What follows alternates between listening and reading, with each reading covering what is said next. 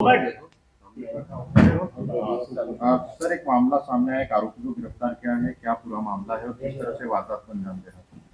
ये जुलाई 2025 में थाना बाणगंगा में एक अपराध पंजीबद्ध हुआ था, जिसमें कि फरियादिया ने रिपोर्ट की थी कि उसके घर पे और उसके रिश्तेदारों के घर पे उनकी और उनके कुछ परिजनों की मार्क्ड फ़ोटो लगा करके और न्यूड फ़ोटो लगा करके और पोस्ट किए जा रहे हैं। ये कई पोस्ट ऑफिसों से इस तरह के पोस्ट आते रहे और जुलाई 2025 से लेकर अभी जनवरी 2026 के पहले पिछले सप्ताह तक लगातार इस तरह की कम से कम 8 से 10 पोस्टें आ चुकी थी। उन पोस्टों में ये फ़ोटोग्राफ्स रहते थे जिसमें कि ऊपर फरियादिया का चेहरा लगाया जाता था और नीचे जो है वो कोई भी नेकेड फ़ोटो लगा करके उनको फ़ोटो खींच करके और उनकी मॉड फ़ोटो बना करके न्यूड फ़ोटो बना करके भेजा जा रहा था। और ये जो कार्यक्रम था, ये सिलसिला था, ये लगातार उनके रिश्तेदारों पे और उनके घर के आसपास के लोगों पे किया जा रहा था। इसके अलावा आरोपी के द्वारा ये भी किया जा रहा था कि वो आसपास के सार्वजनिक शौचालयों पे और सार्वजनिक स्थानों पे उसके पोस्टर भी लगाए जा रहे थे और एक साथ में एक पत्र भी लिखा जाता था जिसमें लिखा जाता था कि मैं तुमको बदनाम कर दूंगा और इस तरीके से लगातार वो प्रताड़ित कर रहा था। कुछ पत्रों में इस तरह से भी लिखा जा रहा था कि हम एसिड अटैक, मेरा अगला कदम एसिड अटैक होगा और फरियादिया और उनके परिवार वाले काफ़ी डरे हुए थे क्योंकि लगातार वो इस तरह के पोस्ट कर रहा था और पोस्ट कौन कर रहा है इसकी कोई जानकारी मिल नहीं पा रही थी। इस संबंध में बाणगंगा द्वारा लगातार 4-5 महीने इन्वेस्टिगेशन किया गया। जब सफलता नहीं मिली तब सीपी सर के पास में भी पीड़िता और उनके परिवार वाले मिलने गए थे,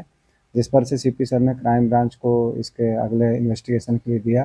क्राइम ब्रांच ने लगभग 25 दिन पहले ये इन्वेस्टिगेशन अपने हाथ में लिया था, जिसमें हमने राजेश दंडोतिया जी के नेतृत्व में एक टीम बनाई थी जिसमें एसीपी सौम्या अग्रवाल थी और हमारी सोशल मीडिया की प्रभारी रीना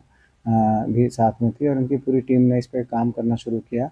हम लोगों ने, चूँकि इसमें सबसे ये चैलेंजिंग इसलिए था क्योंकि इसमें आरोपी द्वारा कोई मोबाइल फ़ोन का इस्तेमाल नहीं किया जा रहा था, किसी भी तरीके की कोई क्लू नहीं छोड़ा जा रहा था और पोस्ट ऑफिसों में भी वो जहाँ-जहाँ भी वो जाता था उन सब के हम लोगों ने वहाँ पे जा कर के आस-पास जब पता किया तो पता चला कि उसका मुँह बंद है और कहीं हेलमेट लगा कर के और कहीं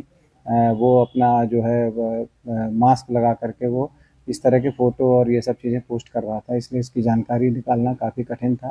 पर हमारी 8-10 की टीम लगातार इसमें लगी रही। कमिश्नर साहब द्वारा भी लगातार इसमें निर्देशन किया गया कि इसको हर तरीके से किसी भी तरीके से निकालना है। इस पर से जब हमारी टीम लगी थी तो लगातार सर्वेलेंस के दौरान 2 दिन पहले ये ऑब्ज़र्वेशन आया कि एक लड़का है जो इसी तरह से लंगड़ा कर चल रहा है और घर के आस-पास संदेहास्पद रूप से घूम रहा है।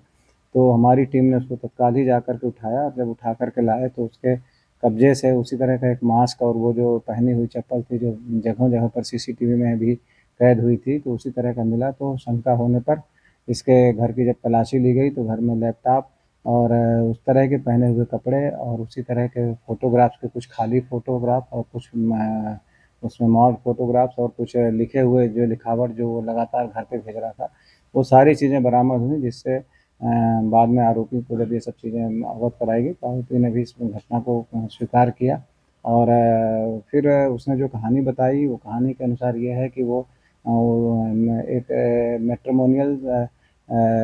ऐप के थ्रू उसने वहाँ उस परिवार में एक लड़की थी जिससे वो शादी करना चाह रहा था, उससे वो कनेक्ट भी हुआ। लेकिन बाद में शादी हो नहीं पाई चूँकि उसकी कुंडली मिल नहीं पाई और ऐसा उनके लड़की के परिवार वालों का कहना था और जब ये शादी टूट गई तो उसको ये लगा कि उसके परिवार वालों ने ही ये शादी जानबूझ के तोड़ी है। तो इसी खुन्नस में उसने लगातार उनके परिवार के कुछ लोगों को बदनाम करने के लिए इस तरह के वो मॉड फ़ोटो डाल रहा था और जो पकड़ा गया आरोपी है उसका नाम आयुष अग्निहोत्री है, जो ये कहाँ रहता था? ये वैशाली नगर इंदौर में रहता था और उससे जब पूछताछ की गई तो उसने बताया कि वो सिविल इंजीनियर है और वो लगभग 34 साल का युवक है और उसकी चूँकि जब शादी टूटने से वो काफ़ी